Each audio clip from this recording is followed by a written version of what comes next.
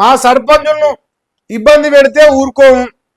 ప్రతి జిల్లా భరోసా కార్యాలయంలో లీగల్ సెల్ ఏర్పాటు చేసిరట. కాంగ్రెస్ పై వ్యతిరేకతకు ఈ ఫలితాలు నిదర్శనం అంటాడు. ఫస్ట్ విడత, సెకండ్ విడత, రేపో మాపో థర్డ్ విడత. సో ఏది ఏమైనా మా సర్పంచులను ఇబ్బంది పెడితే ఊరుకోం, జిల్లాకు లీగల్ సెల్ ఏర్పాటు చేసినాం. చట్టపరంగా అన్ని సహాయాలు చేస్తున్నాయి. చట్టపరంగా అన్ని సహాయాలు చేస్తూ ఓపెన్ సీక్రెట్, ఇది మాత్రం అబద్ధం కాదు. మీరు కావాలంటే చూసుకోవచ్చు ఏడిపోయినా. ఇక ఇంకొక నిమిషం, ఈయన రాసిండా ఇదే వార్తలు. బీఆర్ఎస్ పార్టీ వాళ్ళ కార్యకర్తలకు అయితే బలమైన అండగా నిలబడుతుంది. ఇది అదే ముచ్చట రాశారు. అరే నాయన పనికి మాల సన్నాసి ఇటు రాయొద్దురా బాబు, అట్లా బొమ్మలు వేస్తే మా ఛానల్ గుడిసిపోతాయి. ఆ రక్తం కనిపించేది ఉండదురా. ఎవరు అమ్మ మనిషి వాగాడిది వారా నువ్వు? పేపర్ నడుపుతాను ఇక గా మాత్రం సోయలేదు. బ్లడ్ కనుకో యూట్యూబ్ ఛానల్ నడుపుతున్నాడు, టీ న్యూస్ ఛానల్. నీ పనికి మాలిన మొక్కని చెప్పు.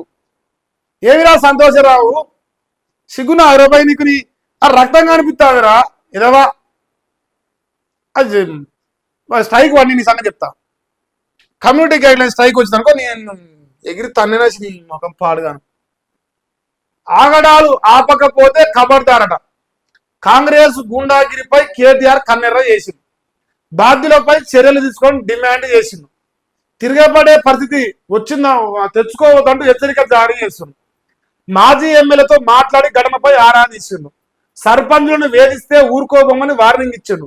కష్టపడ్డ వారిని కాపాడుకుంటామన్న కేటీఆర్ జిల్లాకో లీగల్ సెల్ ఏర్పాటు చేస్తామని చెప్పిండు. అయితే ఇక్కడ చూడండి, నూతనంగా ఎన్నికైన ఇల్లంతకుంట మండలం ఓగులాపూర్ ఉప సర్పంచ్ బీఆర్ఎస్ నాయకుడు సమ్మెట సతీష్ ను సిరిసిల్లలో జరిగిన కార్యక్రమంలో సత్కరించిన కేటీఆర్ అని చెప్పేసి ఒక వార్త వేస్తూ, సో వాళ్ళ పార్టీ కార్యకర్తలను ఇబ్బంది పెట్టినా, వాళ్ళ పార్టీలో గెలిచిన సర్పంచులను ఇబ్బంది పెట్టినా వదిలిపెట్టేయలేదు, చూస్తూ ఊరుకోం, పండబెట్టి చీరుతాం అని చెప్పేసి మరి ఆయన సెలవిస్తాడు. ఎందుకు రేవంతన్నా, ఇప్పుడు మీ పతారేందో మీరు చూపిరి, వాళ్ళ పతారేందో వాళ్ళు చూపిస్తారు. ఎవరి పతాల వారు చూపిస్తే అయిపోయాయి. ఈ లొల్లి, కయ్యారి, కొట్టుడు, ఈ సంపుడు ఏమిటికి ఇది రౌడీల రాజ్యం అయిపోయింది. ఎందుకంటే మా అన్న గుడుంబా సెంటర్ల సోపతి, చంద్రబాబు నాయుడు శిష్యరికం, గురు పూజ వచ్చాను చంద్రబాబు నాయుడు చేస్తాడు మా అన్న. సో చంద్రబాబు నాయుడు ఆంధ్రలో చరిత్ర చాలా పెద్ద చరిత్ర, అసవంటి చరిత్ర కలిగిన మొత్తబారి కాబట్టి మరి ఆ మాత్రం ఉంటది. ఉండాలి గిట్ట అయ్యో మీరు తప్పుగా అనుకోకరి దయచేసి. ఇది ఒక ముచ్చట రాసేసింది, మరి మీరు డిసైడ్ చేయరు. ఇంకో కాంగ్రెస్ అంటే కిరాతకం చేస్తాడ, అధికార మదంతో బీఆర్ఎస్ శ్రేణులపై దాడి చేస్తాడ, పంచాయతీ ఫలితాల్లో కక్ష కట్టిందంట, పల్లెల్లో ఫ్యాక్షన్ తరగా కాంగ్రెస్ గుండాగిరి చేస్తుంది.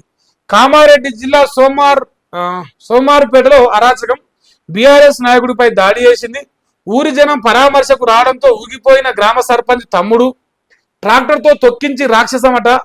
ఇగో ఇక్కడ బొమ్మలు వేసిరు.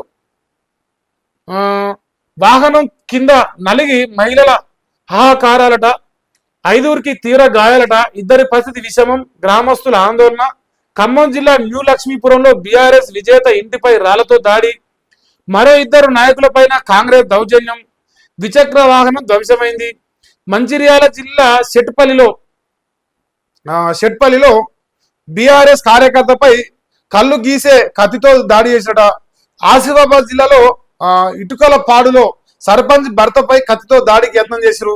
సోమార్పేట ఘటనపై బీఆర్ఎస్ వర్కింగ్ ప్రెసిడెంట్ కేటీఆర్ తీవ్ర ఆగ్రహం వ్యక్తం చేసిండు.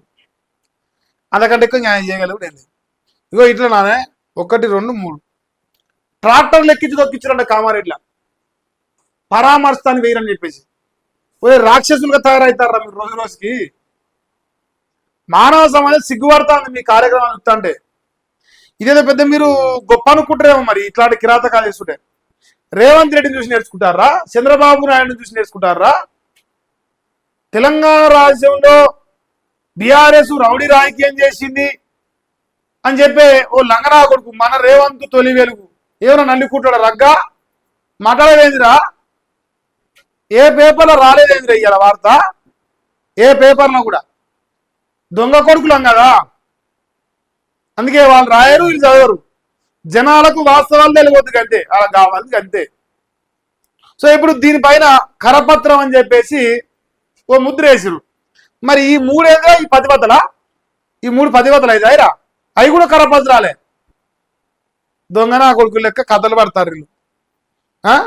సో ఇది కాంగ్రెస్ పార్టీ చేస్తున్న కిరాతకాలపై బీఆర్ఎస్ పార్టీ నాయకుడు కల్వకుంట్ల తారక రామారావు చాలా స్ట్రాంగ్ వార్నింగ్ ఇస్తుండు. మీ లోపల మార్పు రావాలని కోరుకుంటాను. మరి చూద్దాం, దేకులేంగి మార్పు వస్తుందా? మరి వాళ్ళ అధికారంలోకి వస్తే మళ్ళా మీ పనులు గంత కాడికి అవుతుంది. మీరు వస్తే వాళ్ళు, వాళ్ళు వస్తే మీరు, ఓడు కాకపోతే తోడు అంత ఇదే కథ నడిపిస్తారు.